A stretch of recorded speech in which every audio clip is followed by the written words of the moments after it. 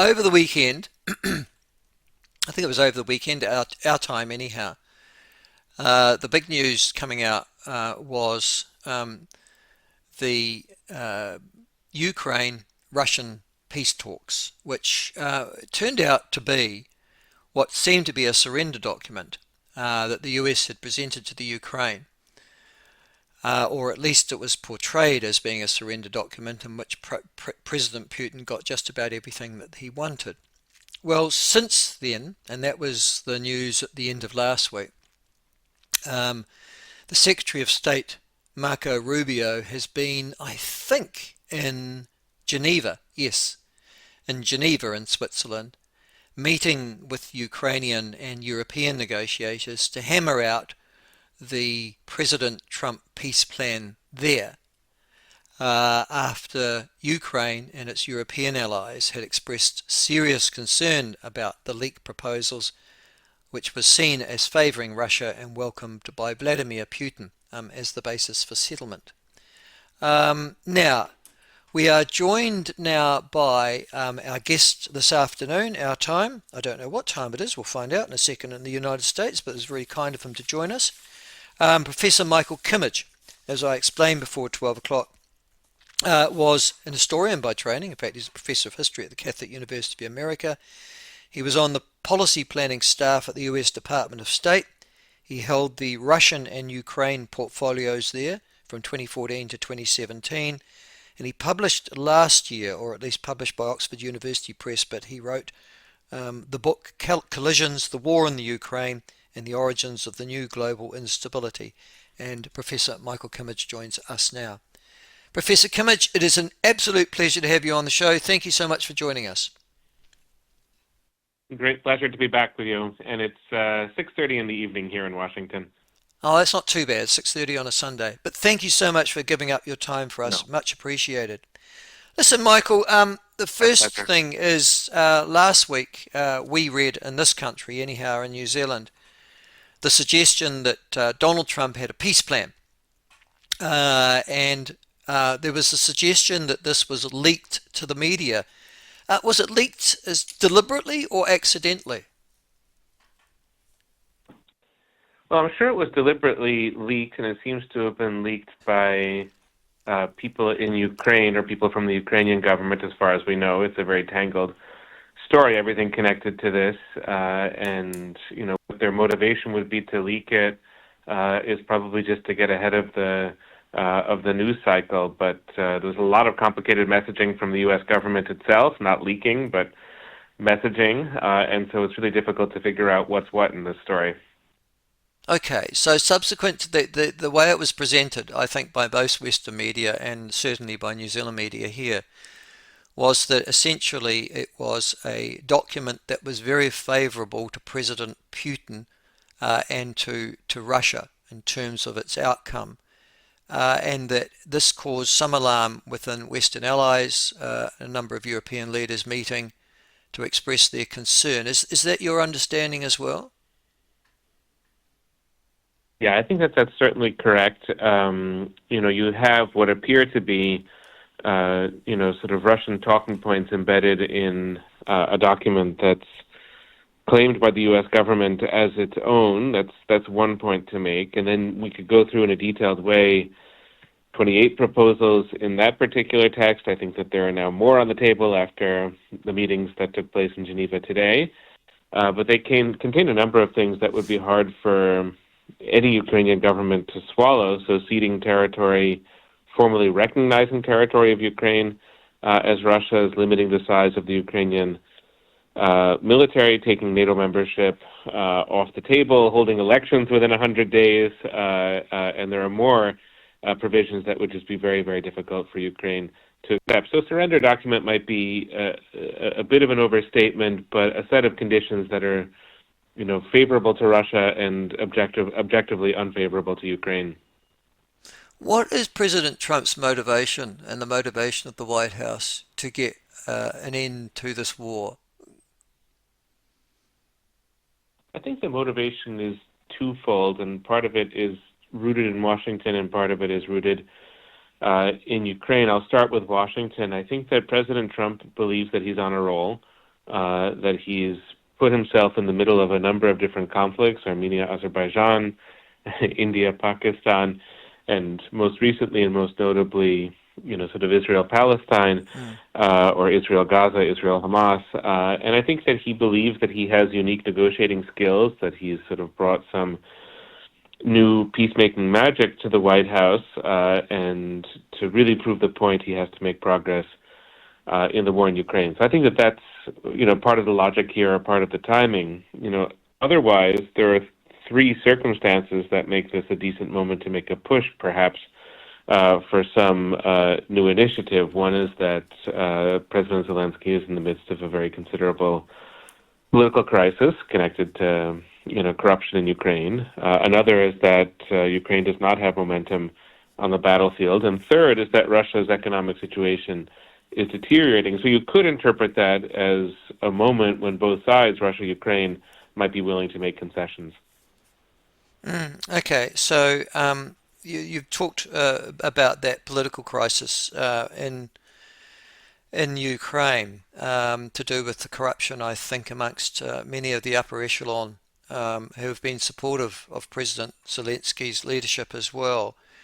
It's an ongoing Right. refrain. In fact, it's one of the ways in which American critics of US involvement in the Ukraine and their support of continually have struck, and that is that the deep-seated corruption in the Ukrainian state. This would seem to be an exclamation mark to that, yes? That's certainly true. And, what you have as well, this is maybe going to the side of your question, but I think it's relevant, is that you have a battle within the Trump administration about Ukraine, where Marco Rubio is the Russia hawk and J.D. Vance is somebody who wants to get the war over with as fast as possible. And J.D. Vance is not an enthusiast of Ukraine. I think we all saw the conversation he had with President Zelensky back in February in the Oval Office, and the war of words between those two men. And so, yes, for not just public opinion and those who are skeptical about supporting Ukraine in the general public, but presumably the office of the vice president is focusing in on that detail about corruption and asking questions about the value of supporting Ukraine in that context. I don't think that that's how Secretary Rubio sees it, and you can kind of sense that he's pushing in the other direction, but that's the struggle that's going on behind the scenes. Where are the MAGA forces on this one?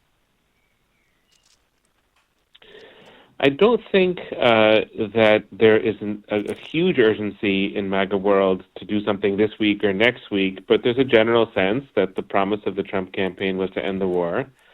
There's obviously a strong belief in the political skills, the diplomatic skills of President Trump, and MAGA world, as President Trump put out on Truth Social today on social media, sort of blamed the Biden administration, blamed NATO expansion for the war in Ukraine, not particularly critical of Russia. So the kind of pressure that the Trump White House is putting on Ukraine now, I'm sure, is very attractive to people in the MAGA movement. I don't think it's issue number 1, 2, and 3 at the moment. There are sort of other issues that are preoccupying the MAGA movement, but what Trump is doing is what the movement would want him to do.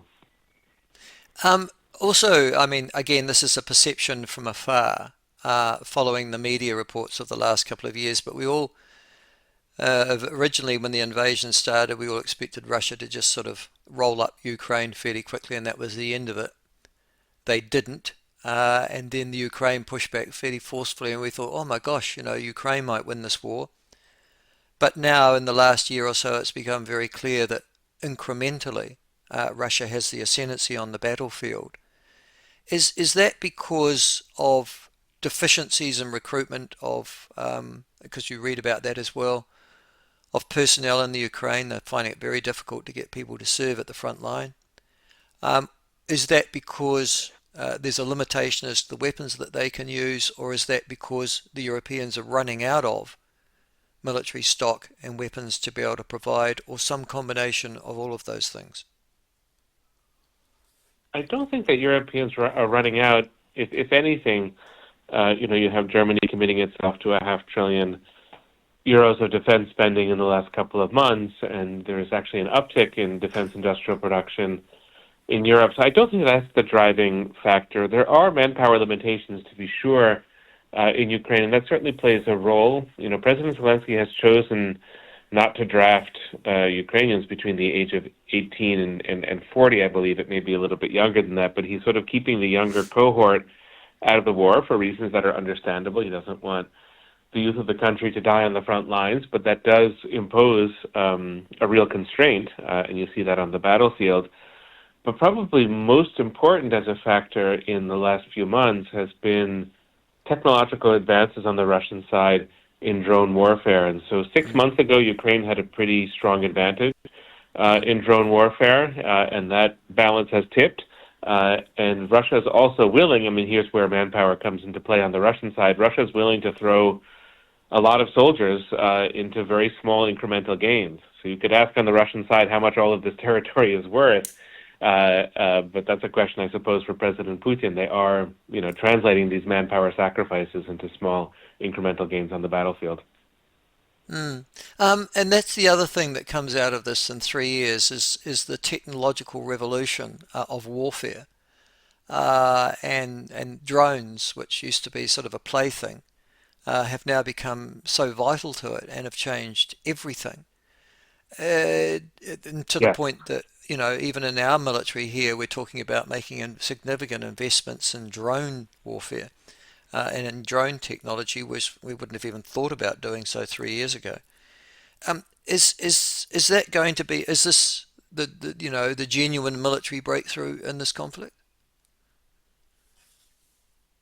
I don't think it's led Russia to have a breakthrough yet. That's why there's something perplexing about this diplomatic push at the moment. I think it is explained by what I mentioned a moment ago, a kind of President Trump's belief in himself and that this is a moment that he can seize. But it's not as if Russia has had a breakthrough on the battlefield. It's almost the opposite. Russia has spent the last 8-9 months fighting for a very modestly sized Ukrainian city, Pakrovsk, after the previous year spending, 100,000, maybe more, deaths and casualties on the city of Bakhmut in Ukraine. And both of these places are of questionable strategic value to Russia. Russia remains in possession, or is in possession, of about 19% of Ukraine's territory. Ukraine remains in control of about 80% of its territory. Its capital city is secure. Its economy is functioning. It's very much a functioning society, and Zelensky has his difficulties, but he's not on the way out by any means. So it's not as if, the Russian army is at the gates of Kiev. Not at all. There have been many more dire situations and moments in the war for Ukraine, but, if you really want to interpret it that way, you could probably try, but I think it's difficult. But certainly, just to go back to the point that you made at the beginning, Ukraine is the avant-garde of 21st century warfare, and certainly China is studying very closely, has sort of observers on the battlefield to figure out what's going on there, and countries like the U.S. and Australia, allies and partners, should be doing the same. Listen, the other thing that came out of this too was it seemed the conflict over the last 3 years to align nations.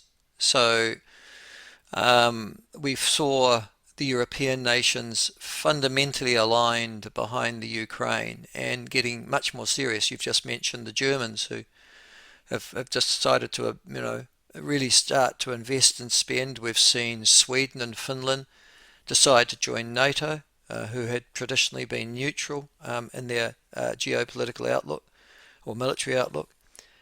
We've also seen North Korea sort of come back into the diplomatic fold because of its close association with Russia and China in particular. Is that the you're an historian, this is your area. Is that the long-lasting consequence of this conflict? I do believe it is. I would be surprised, maybe in a way pleasantly surprised, but very surprised if in the next month or two we would see a huge diplomatic breakthrough in the war, and as a result of that, a normalization of relations between the U.S. and Russia, or between Russia and major countries in Eastern or Western Europe. I think that the war is going to drag on for quite a long time without real resolution. And even if there is a ceasefire, I think the underlying causes of the war are still so significant, so powerful, that they're going to be difficult to to minimize. And so, to go to the core of your question, I think absolutely these new geopolitical fault lines, and they run in many different directions. It's not as if we have a Cold War on our hands where there's, sort of one bloc and another bloc. It's many different blocs, and many countries exist in a degree of proximity to Russia or to the U.S. or, to Ukraine. You have a country like Turkey that's a NATO ally that is in some respects NATO ally of the U.S. That's in some respects quite close to Russia. But the new fault lines, I think, are here to stay. And the fault lines that the war, if it hasn't created them, it's intensified them. I suspect that the war is going to continue to intensify. So yes, it is a moment of rupture that I think is historic in nature. Things can shift quickly in another direction. That's certainly possible. I just don't understand, or I can't at the moment envision the scenario that does that. So yes, I think the changes are here to stay. Yeah, and that's the long-term implications for us all. And finally, just quickly, Michael, I was wondering if you have a sense that this conflict is about to end. We know that, as you say, Marco Rubio is discussing this with European leaders, which is essentially, I think, trying to secure their consent. But just because they've got the consent there doesn't mean to say that necessarily Russia will agree to any change of its Right. talking points or whatever the plan is. Do you have a sense that we are closer to an end or not? I don't. No, I think that what makes me skeptical about progress being possible at this stage of the war is that, Russia is not in a bad position, Mm. although it doesn't have a lot of Ukrainian territory under its control. A decisive amount of Ukrainian territory, as we've already discussed, the momentum is on the Russian side. Russian economy is not great, but it's not falling apart, and money from gas and oil continue to flow into the Russian treasury. So I think that means, and of course Putin is still in power, that what Russia is going to push for is what it's been pushing for since the beginning of the war.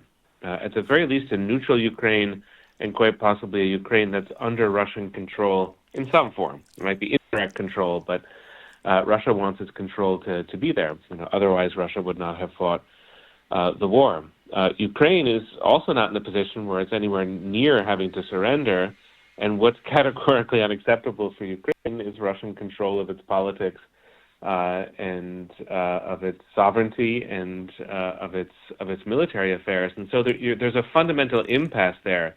And I don't think that any president's or leader's charm can get us past that impasse. I don't see how diplomatic finesse in and of itself can get us past that impasse.